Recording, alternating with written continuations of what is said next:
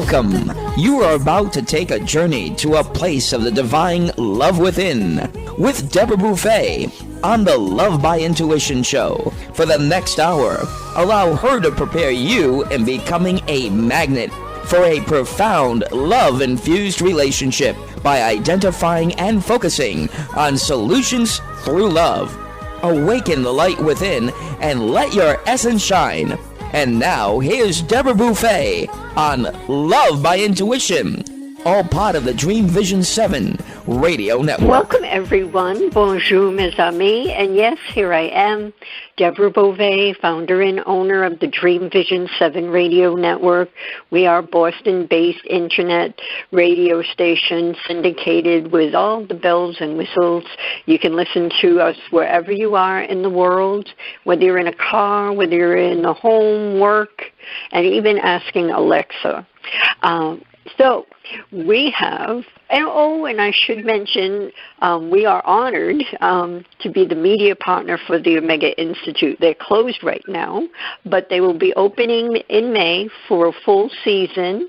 And as you know, when listening to any of our shows on our station, you'll hear a percentage off of certain workshops that you can take advantage of.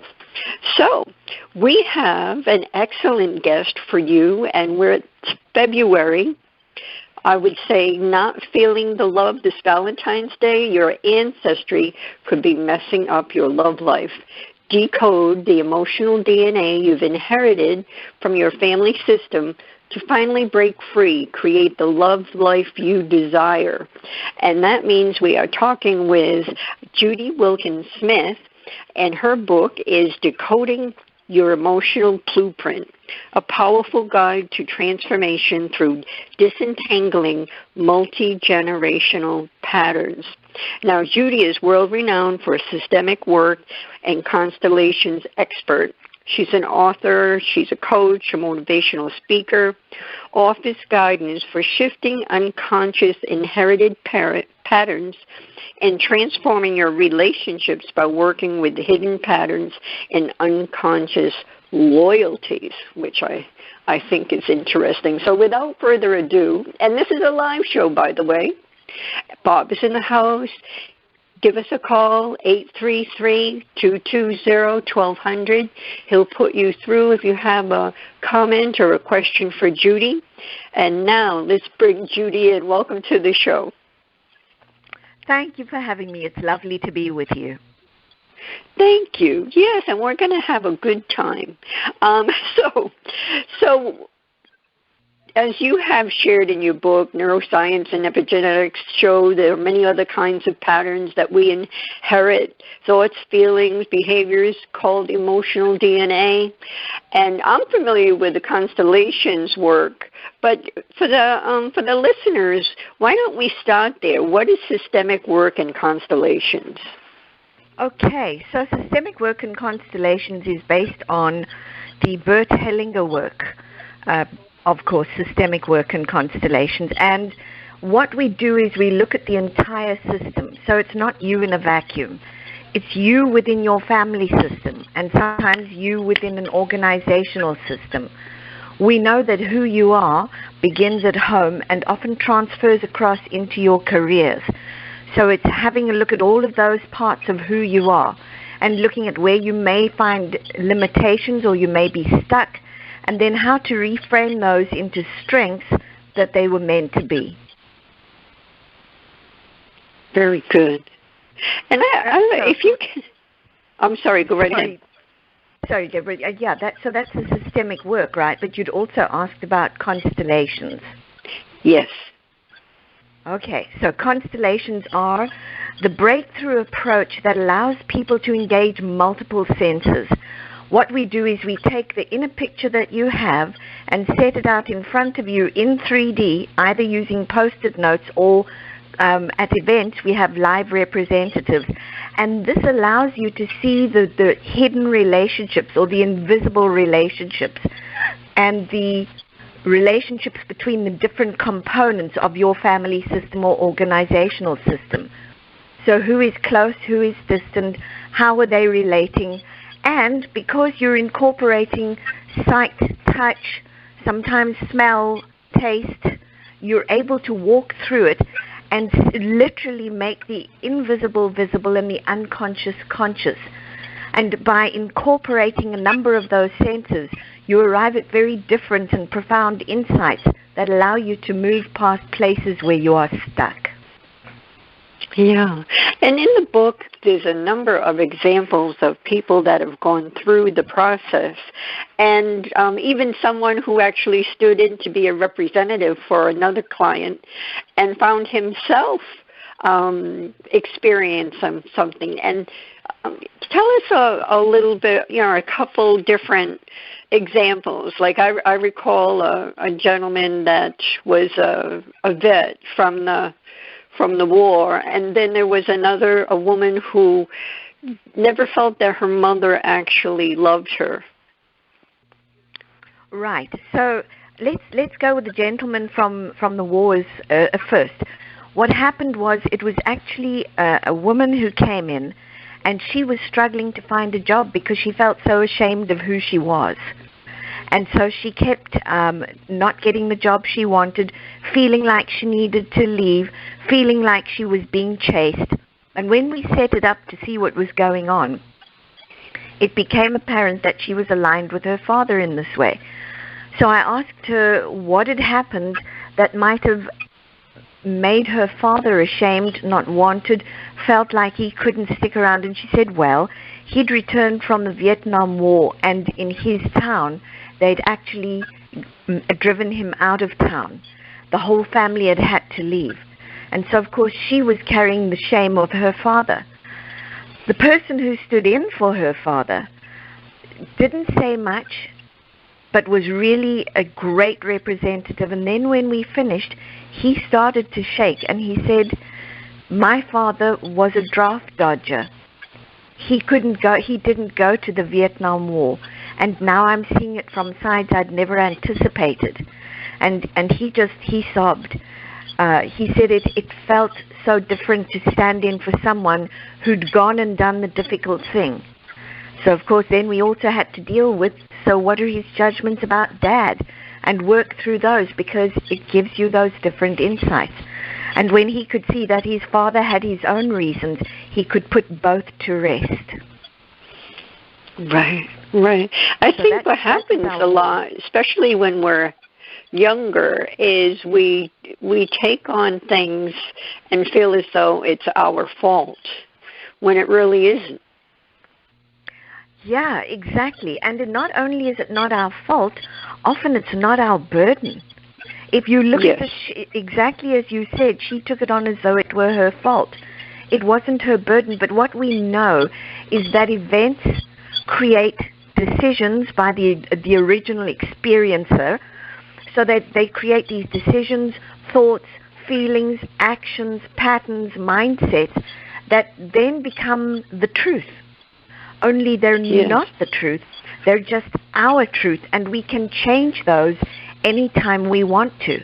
And as the descendants, of course we want to, because otherwise we're simply reliving ancient history, not creating our own present or future. Right. What I find interesting, Judy, is the loyalty that we end up having for a grandparent or a father or even a great-grandfather. Don't you find that interesting, the human and how humans fascinate me, including myself.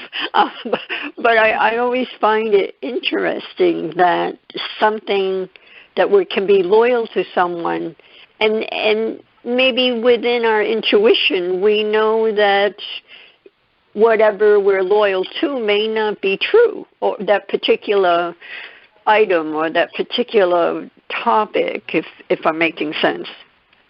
You're making beautiful sense. What you're bringing to light is it may not be true for us. We're holding on to it, right, as though it were ours. We're aligned with the person who originally experienced that. And there's a part of us that's looking for permission to go forward. You'll often see in a constellation that the person gets the insight, but they're hesitating. And I will ask, whose permission do you need to move forward? and it's often the one with whom they're aligned. It's as though they're saying, I don't want to exclude you, and what you experience needs to be included and seen. When that happens, I can move forward because you have a place and it has been acknowledged. Now we can start shifting the pattern. Yes, yes. And you even bring up women, moms that have had miscarriages, and bringing the babies that that never came to be on Earth into the constellation. And I find that fascinating, and it all makes sense, of course. Can you speak on how that all came to be, that you bring in those that never had a chance to have a life on Earth? Right. So we know in systemic work and constellations that everybody has a right to belong. In fact, everybody belongs. You cannot not belong. So your place in the system it's a little bit like, when we say constellations, it's like your place in the sky. If you were one of those stars, that's your place. It cannot not be there. When that place is excluded, it creates problems. Children suddenly feel like I'm the eldest and I carry a burden of the eldest, when in fact they may not be. And so they're carrying another life, or a sense of another life that doesn't belong to them. And this can become very difficult for them. So when we give each one their place, the one who is maybe second or third can take their place. Then they can receive what truly belongs to them and pass on what should be passed on. Very good, yeah. Is there scientific evidence of emotional DNA? Yes, there is. This rests a lot in epigenetics and also in neuroscience. But in epigenetics, what they've done is they've studied things like the Great Dutch Hunger Winter, and then also there have been studies done on 9/11.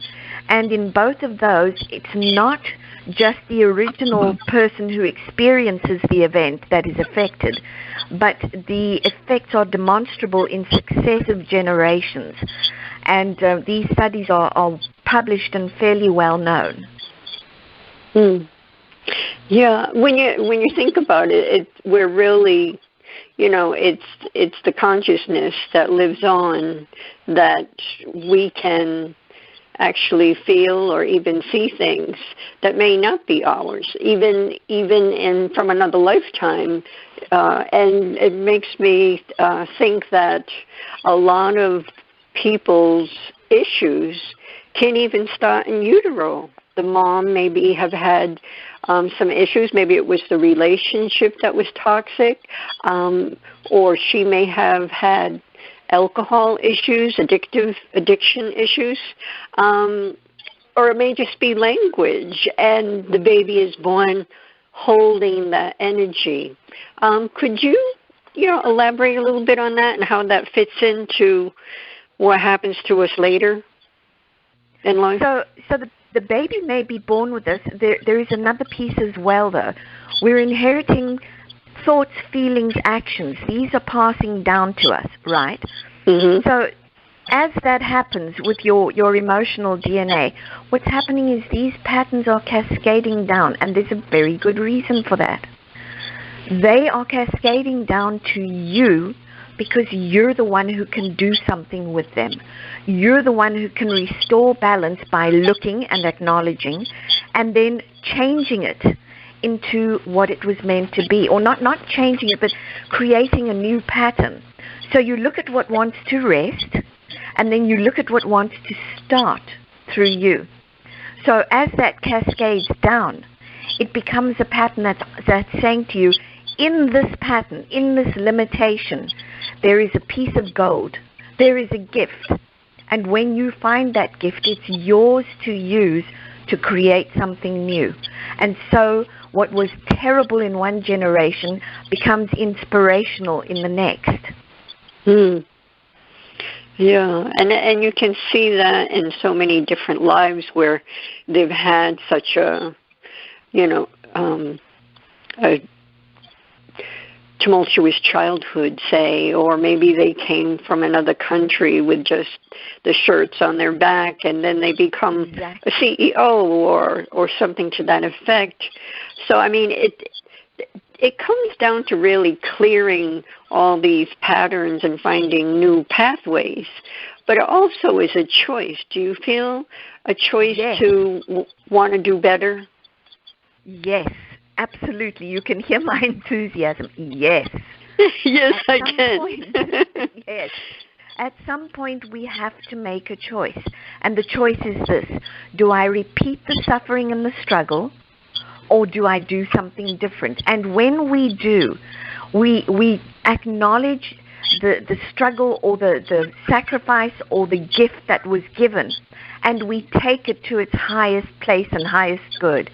So yes, when we choose to do something different or add something to it, like the example you had with somebody coming with a shirt on their back, it's not just about them, although they may think so. It's about all the others in that country who couldn't leave. For you who couldn't leave, watch me when I represent you beautifully. Watch me when I know that it's my destiny to be someone who takes the next step. I will not struggle and stay stuck. For you who couldn't, I can, and I do. Beautiful. I love that, the way you shared that, the words you chose. And we also know we all have, friends, family, and all that. It's a challenge to make a choice to do better or to be better. I mean, we always want to be better no matter how old we get. But for some people, even though the challenge is difficult for someone that's making the choice to go forward, for some, they may talk about it, but they never do it. And they could spend their whole life and never do it. So do you find that fascinating, or that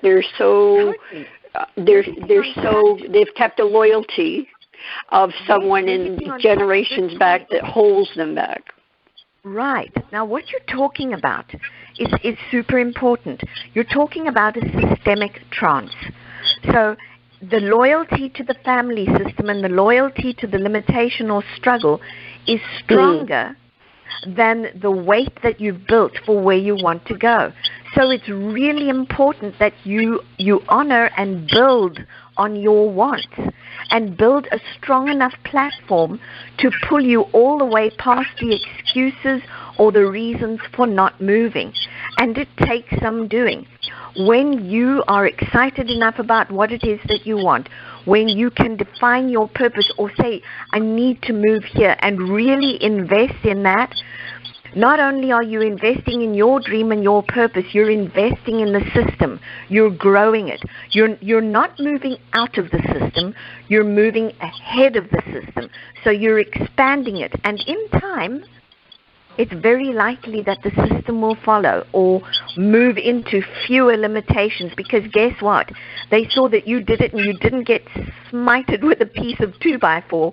So it very slowly then moves there too.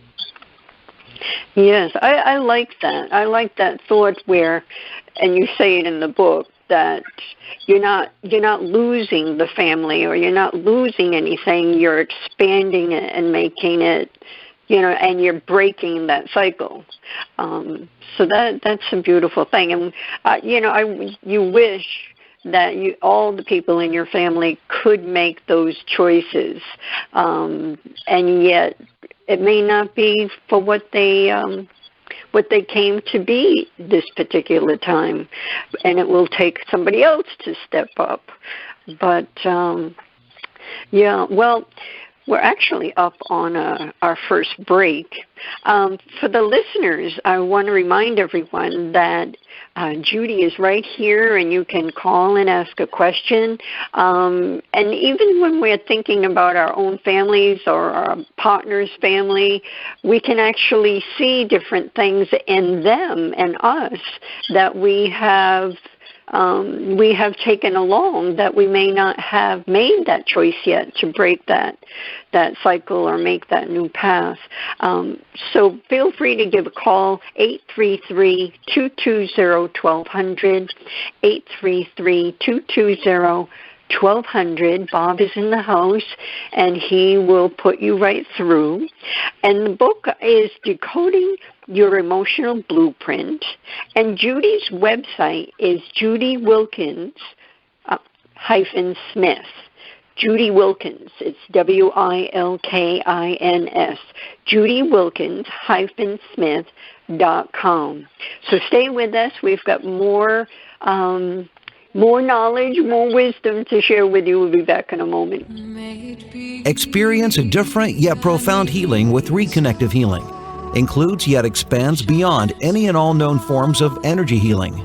The Reconnective Healing spectrum is comprised of the full healing and evolutionary continuum of energy, light, and information. It allows for healings that are not just physical, not just mental, not just emotional, yet go beyond that to bring healing that includes the evolution of your very being and essence. Deborah Beauvais, trained and certified by world-renowned Dr. Eric Pearl, offers appointment hours at Seacock Family Chiropractic in Seacock, Massachusetts. For questions or to set up both distance or local sessions, call Deborah at 508-431-1959. Again, 508-431-1959. Or go to lovebyintuition.com. That's lovebyintuition.com. Take a journey to a place of the divine love within with Deborah Beauvais on the Love by Intuition Show, Monday through Friday at 6 p.m. and 6 a.m. Eastern. Our message is love in the purest form. The light within us all is a guide to recall our beginning, to learn to love self and humankind, and to feel the higher power of our own divinity. To attract love, one needs to be love. Come join us and step into this glorious vibration called love.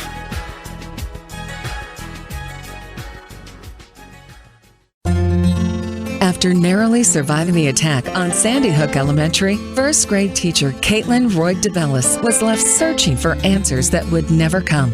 Eventually, she chose to focus on questions that could be answered. How do I make sure this tragedy doesn't define us? How do we get our control back? Those two questions led her to found the 501c3 nonprofit organization Classes for Classes. When gifts poured into their classroom, she decided they would help someone else by paying it forward and being kind. This developed into a social network which allows K-8 classrooms to connect so that every student in the United States can learn these crucial lessons. Classes for Classes' mission is to build students' social emotional intelligence by connecting them to care. All C4C projects are crowdfunded. Any teacher in the U.S. can visit classesforclasses.org. That's classes, the number 4, classes.org. Sign up today. Looking for a fun and relaxing getaway? Omega Rest and Rejuvenation Retreats are a great way to unwind and renew your spirit. Sit and read in the garden, explore the woodland trails, or try a daily yoga or meditation class. You can stretch your body, quiet your mind, and do as much or as little as you choose. Located in Rhinebeck, New York, just 90 miles north of New York City, Omega's natural environment and quiet pace allow for extraordinary experiences to unfold. Learn more at eomega.org. Delight your kids with an enchanting journey by reading the Paper Doll Kids children's book by Deborah Beauvais and Janine Sullivan. There's even a catchy tune, Kids for Love Song, produced by Bob Sherwood and sung by kids just like yours. The story weaves around 7 paper dolls flying around the world doing good deeds as they bring important attention to our endangered animal friends. There's even a magical ring with a universal message. Kids become interested in service projects, action through compassion, and planting seeds that nurture positive change. The Paper Doll Kids and Kids for Love Song are a production of the Kids for Love Project. Get the book now on Amazon Kindle and the song on CD Baby or iTunes. This is Dream Vision 7 Radio Network, uniting mankind with universal love. Our shows are created from the heart, bringing each listener to a place of divine enlightenment. Breathe, relax, and enjoy. Let life flow. And we are back, and we're talking with Judy Wilkins-Smith, on her latest book, Decoding Your Emotional Blueprint. She is the founder of System Dynamics for Individuals and Organizations, and she collaborates with individuals and corporate decision makers to implement innovative whole system design elements, ensuring balance, appetite for excellence, passion, and sustained success. And I have a question for you about the corporate piece.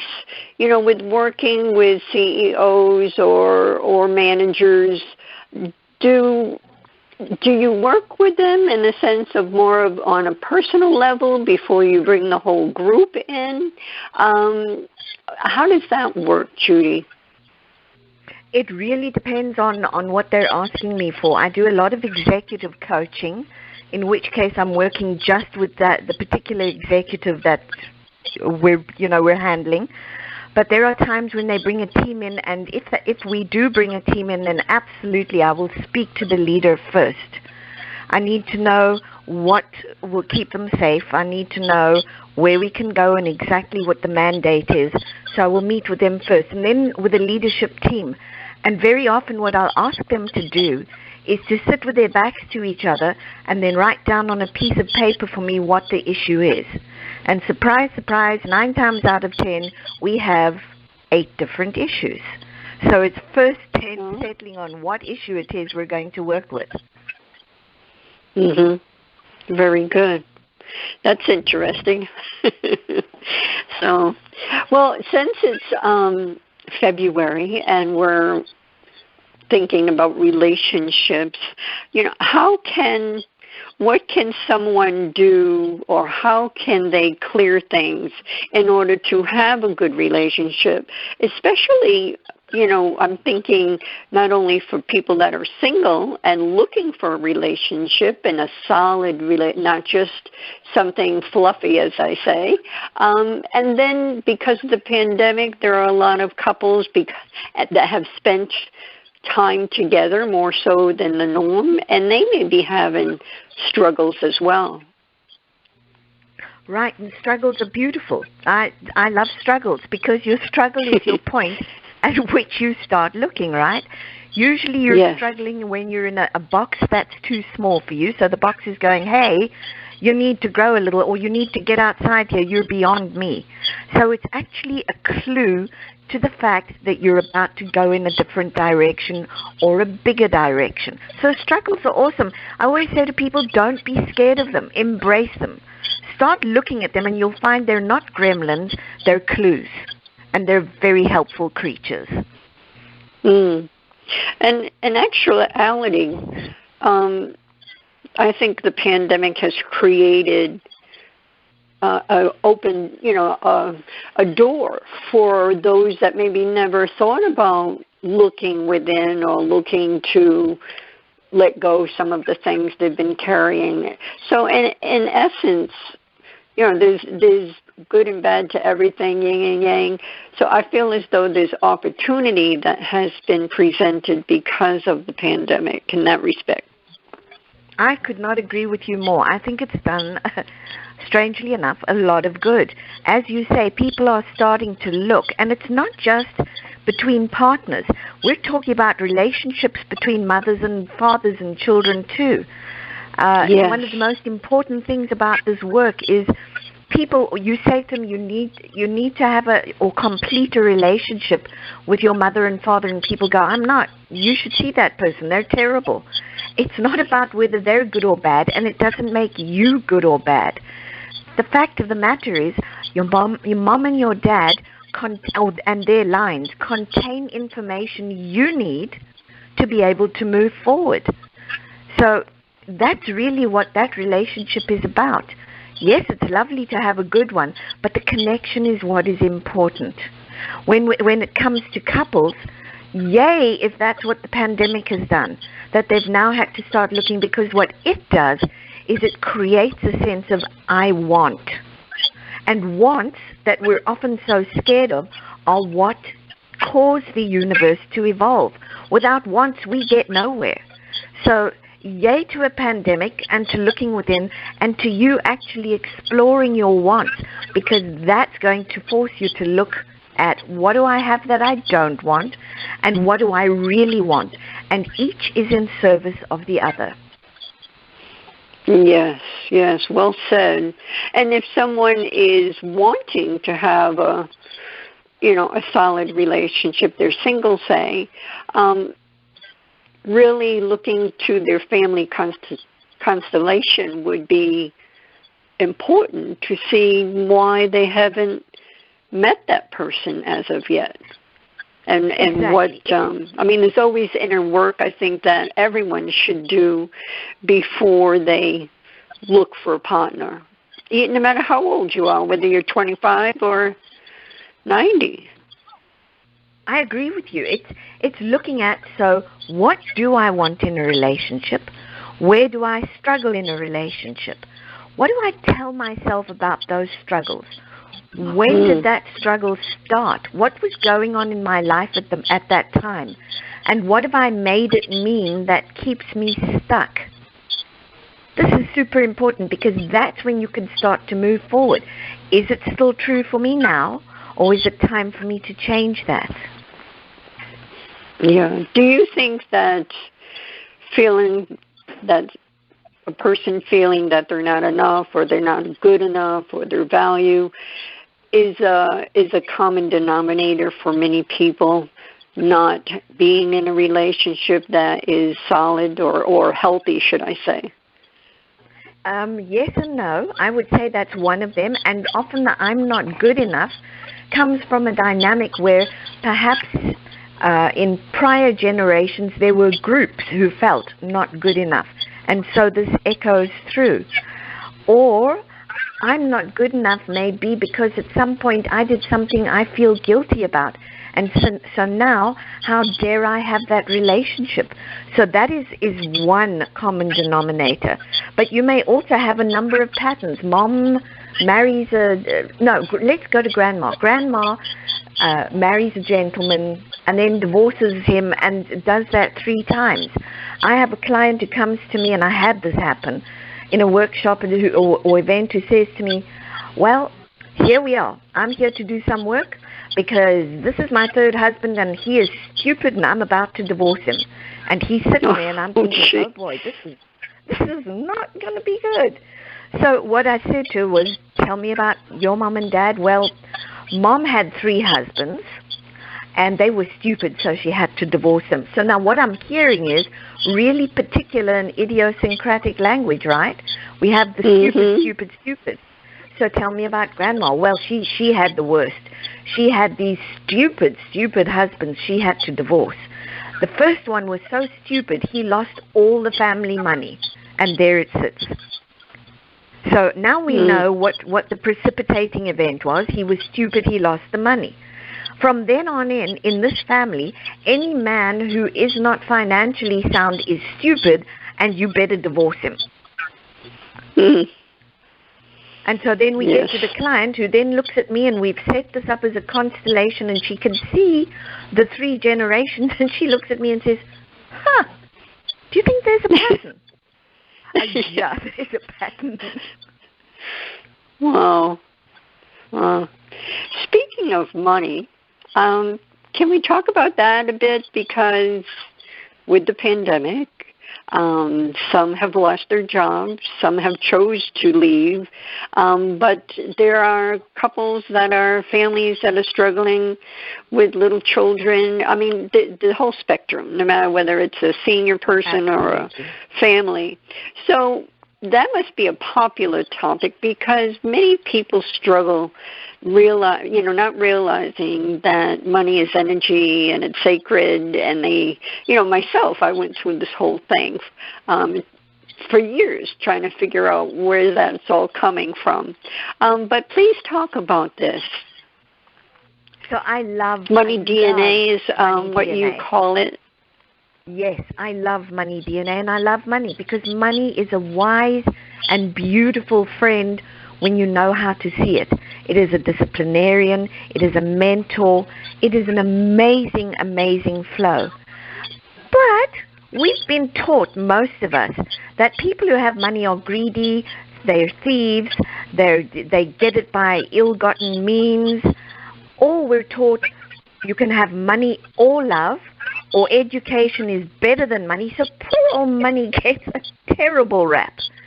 In the meantime, if we were to sit down and ask ourselves, what do I say about money? And then ask, when did I first start saying that? Where did it come from? Who does that money DNA actually belong to? You begin to see that this is an ancient and widespread malevolent smear job of a really good energy. And if we were to begin changing that, and I do this with many clients, I get them to talk to money. I get them to go for what I call a money walk and to talk to money and tell it all of its fear, all of their fears, all of their concerns, all of their angers, and then to start looking at, so how do I change that? One thought, one feeling, one action at a time. Now, in the middle of a pandemic, we are now, right now, telling ourselves all sorts of things about money. I'm not smart, it doesn't love me, it'll never come back, I'm in trouble, I'm in fear. And right now is when you want to say to yourself, stop. How do I want money to be for me?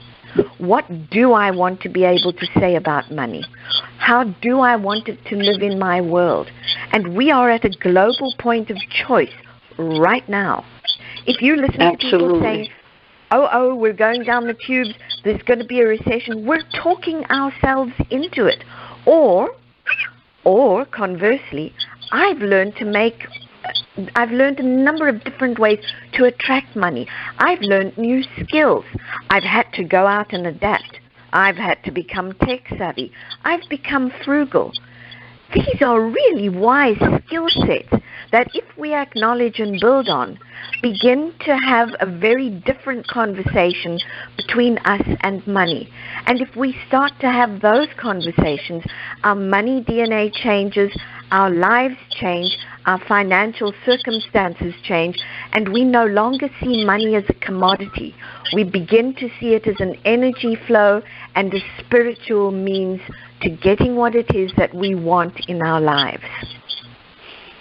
And you have two conversations in the book, which I love that you have created that, because it's easier for people to start talking with money, and then that second step is just has a nice flow, and it's easy to do. Well, it may not be easy to start it, but once you get going, then it all unfolds, and then you have to come from your truth and own what own it. I think it's important to, sometimes I think we might talk ourselves out of it because, well, no, we already fixed that. We don't need to do that, anymore. But I think it's an important piece of life for everyone because of the responsibilities we all have, including the young ones that are coming out of college. And the other thought that I have is not to watch too much TV as far as the news, because it's so fearful, and it's really creating more fear than we may already have. Absolutely. And here's the thing. We're also taught that love of money is the root of all evil. No, it's not. Right. Look at our systems. Well, yes, but lust of money, maybe. Love of money suggests that you are a wise steward who understands the flow of money. So love of money is not the root of all evil. Ignorance, perhaps. Lust, yes, not love. It really suggests that you're looking at it with very different eyes. Yes. That's it in a nutshell, looking at it from a different perspective. And then I really would suggest everyone to get the book, because of the talking about the money, that the conversation. I think it's excellent, Judy. Well, we have our next break. There's still time to call if you'd like. It's 833-220-1200. And Judy's website is judywilkins-smith.com. judywilkins-smith.com. And we are off to our break, and we'll be back in a moment. Don't go away, because you're going to miss something.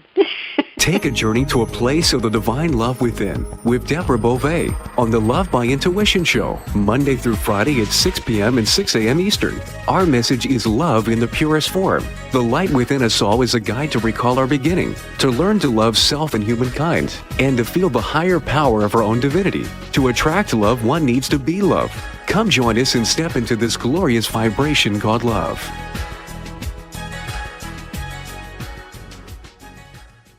Delight your kids with an enchanting journey by reading the Paper Doll Kids Children's Book by Deborah Beauvais and Janine Sullivan. There's even a catchy tune, Kids for Love Song, produced by Bob Sherwood and sung by kids just like yours. The story weaves around 7 paper dolls flying around the world doing good deeds as they bring important attention to our endangered animal friends. There's even a magical ring with a universal message. Kids become interested in service projects, action through compassion, and planting seeds that nurture positive change. The Paper Doll Kids and Kids for Love Song are a production of the Kids for Love Project. Get the book now on Amazon Kindle and the song on CD Baby or iTunes. Are miracles real? Can you move from mayhem to miracles? 30 prominent authors say yes as they share their high fives and down lows of challenges, abuse, addiction, and love.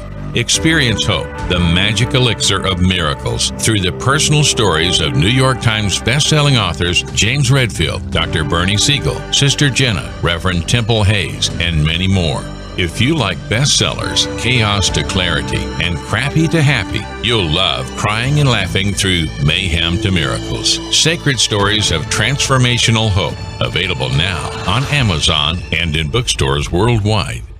It's a child's job to play, to learn, and to have fun. It's an adult's job to keep them safe. Did you know that 1 in 4 girls and 1 in 6 boys will be sexually abused before the age of 18? Every day, families enter the Children's Advocacy Center because a child's courage to tell someone what happened to them. Keeping our children safe starts with a conversation. This is Michelle Aranger, Executive Director of the Children's Advocacy Center. Learn more on how to keep your child safe. Visit cacofbc.org. This message made possible by the Fall River Rotary Club. This is Dream Vision 7 Radio Network, uniting mankind with universal love. Our shows are created from the heart, bringing each listener to a place of divine enlightenment. Breathe, relax, and enjoy. Let life flow. And we are back. One of the questions on the same vein with money is, in the holistic field, and it's better than it was, but in the holistic field there are those that feel as though when they serve that they shouldn't receive any funds, and that can jeopardize their business. And yet they are, they struggle with that. What would you say to someone or groups of people that have that mindset and can't seem to lose it? I would ask them where it came from. I would ask them what they make it mean about themselves and what they make it mean about others. And then I would very gently ask, do you consider a physician a healer? And do you pay a physician? And why is this any different? Right. Right. There are people that have, that, like I said, put things in jeopardy because they're serving, and they just, and I think some of it comes from, a religious belief that they've had since they were young. Exactly. That you're supposed to give and not be concerned. But I think sometimes that message got misconstrued. Yes, I would agree with you. In fact, I don't know if it's in the book. I don't think so. But I can remember as a kid being told it's more blessed to give than to receive. We've all heard that. And I can remember putting money in the collection plate, but they wouldn't let me make change. And I said to them, but if I keep doing that, I'm going to need the money because there's none for me. So, yes. Yeah, that was an old belief that we grew up with, and a very beautiful belief in. But again, some of these have outlived their usefulness now. And money is simply a medium of exchange and energy. And so for me, it's a dignified exchange, exactly the same as if you walked into a surgeon's office. You wouldn't say to him, you're serving, no pay for you, because he's going to say, and no treatment for you. Exactly. So, well, in this last segment, because the time goes by quickly, what would you like to share that we haven't already talked about that you really want the listeners to know? I will tell you, one of the top things for me is that the work is transformational. Now, here's my big piece about transformation.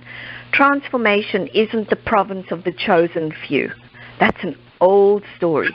Transformation is for absolutely everybody. Transformation doesn't choose you, you choose it. It is a very responsible step. So if you're sitting waiting for something to float by and tap you on the head, good luck. But if you're really wanting to transform, you may actually want to start looking. It is a very responsible piece. The other thing is, I always ask my clients, how big are you willing to be? And a lot of them will say to me, isn't that a little bit egotistical? No, it's not. The day that you agree to be the biggest version of yourself possible is the humblest day of your life. It is the first time that you truly agree to be responsible for growing the life that you've been given, and you are for the first time in service of the universe. I love that. I'm writing that down. I will use your name, but I love that. How big do you want to be? And the other one that is so good. A remarkable life, if only you know how to see it. Right. I mean, we know, once you come to a place of gratitude, you realize, how amazing this life is, even with all the, the trauma, all the tragedy and everything. You live with, you live with it, but you grow from it as well. And, you just not everyone gets the chance to be on Earth. So it's certainly a gift. Exactly. If everyone could feel that way. Right. And with trauma, we want to be really careful about labeling things trauma. Because if we look carefully, again, they're not just traumas, they're portals to possibility. And when you look at it that way, you begin to see these are clues. You're not getting smacked around the head because you're not a perfect human being. You're getting offered ways forward over and over and over. We could have a number of Nelson Mandelas walking around. I mean, think of what he accomplished. And you know what? That question that you asked, how big do you want to be, that is powerful. Because some people may think that they could never be a Nelson Mandela. And the potentiality is there for everyone. Absolutely, 100%. You can't be Nelson Mandela. I know what you're saying. You can literally be you. But yes, can you reach those heights? When you stop saying no and start saying yes, the limitations don't exist. Right. So the first step, what would you say the first step?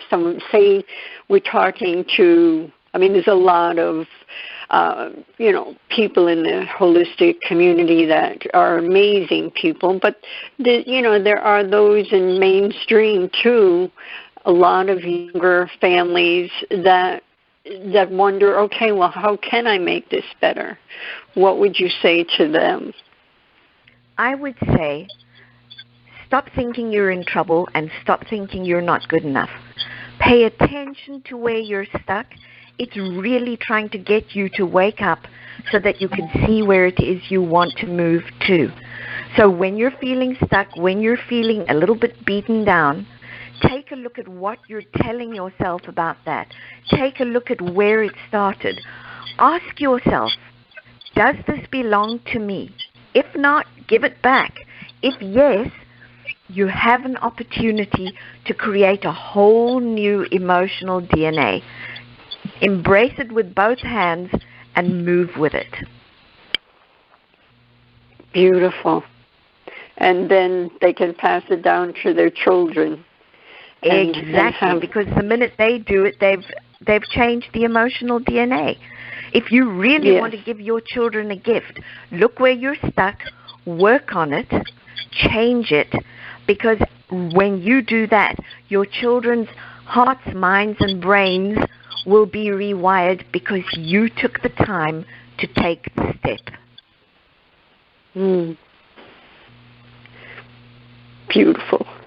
So let me ask you, Judy, what happened in your life, or how did you evolve to where you are now and do this kind of work? Where did this come from? Not the work, not the constellations, because I know there was a gentleman that started that some years back, but your journey. My journey was a very interesting one. I had probably the parents that everybody dreams of. I did. And things were amazing. And then we moved over to the U.S., and my father was killed. And that started a deep inward journey, I think. I mean, I had been speaking about this for a long time, but not really gone into it. The most interesting piece is that this work has its origins in South Africa. I didn't know that. And even more interesting was that it has its origins with the Zulu tribe. And when I worked in the healthcare arena in South Africa, when I left, one of the people who gave us a farewell was a Zulu chief, and one of the chiefs of surgery. And he said to me, you may be leaving us, but you will find a way to represent us in the world. And I laughed. And I guess he had the last laugh. I started looking at this work, and then the work kind of, every time I walked away from it, went, come back here. And it never stopped. It unfolded. Now, I always say, had it not been for, so this was an important one for me. Losing my father was a terrible thing. But had he not been killed, I might not ever have done this work. I might have been perfectly complacent and happy to be that normal everyday person, the mom taking kids to school, but I suddenly had to make a plan. And that kicked this into gear. So he gave me a gift even though he'd gone. Yes, I agree with that because my husband was killed when we were much younger, and it was quite a journey with my 3 girls. But it's been years. So, but I agree with you. Would I be doing what I'm doing now? Would I be doing the kind of healing work or what we're doing tonight? No, I don't think I would. So I see it as it's hard to say, but it is a fact that it is a gift. Depending on, we go back to our choices because we could have lost our own lives through our grief. But somehow we survived and we made the choice to go forward. And so it is. And so it is. Yes. Yes. Well, it has been a delight to have you, Judy. And I didn't realize, in all honesty, how joyful it would be. This was fun, and I enjoyed it. It was lovely to have time with you. And I agree. It was lovely to be with you. And thank you for all the good work that you're doing for everyone, and continue to do it. And the book, again, is Decoding Your Emotional Blueprint, A Powerful Guide to Transformation through Disentangling Multigenerational Patterns. And if you're looking for assistance, this is the book to figure it out. And it's right there in front of you when you can see it. And then it's like, poof. And now the work that you're doing, now that the pandemic has settled down, in the sense where you can be there, are you doing more constellation work in person? Yes, it started back up. In fact, last November, I did Money DNA down in Orlando. And then this year, I'm doing Capability and Resilience DNA. So what are your hidden ones as a result of the pandemic? What have you grown, and how have you learned to bounce back? And I do them once a year, those big events. I do down at Disney World in Orlando, because if you look at Walt, he came from very difficult circumstances, but because he was willing to be big, he built what we have. And so I take people through that voyage too. Wow, that's excellent. That's excellent. Well, thank you again for all the work that you're doing. So you have really spread the word.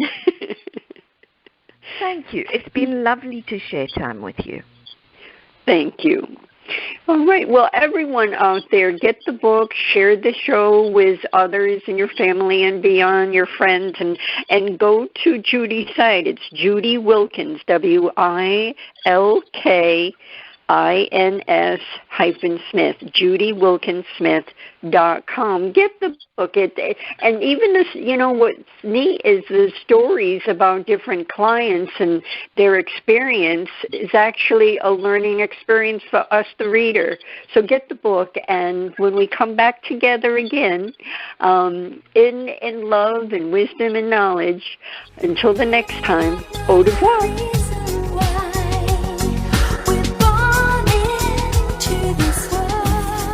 Are you seeking a clearer path to love? Then tune in to the Love by Intuition show next week. All designed to your highest good. To contact Deborah Beauvais, owner of Empowered Connections, call her at 508-226-1723. That's 508-226-1723. Or link on to lovebyintuition.com. Remember, we are all one, and we are all part of the miracle of love. This is Dream Vision 7 Radio Network, uniting mankind with universal love. Our shows are created from the heart, bringing each listener to a place of divine enlightenment. Breathe, relax, and enjoy. Let life flow.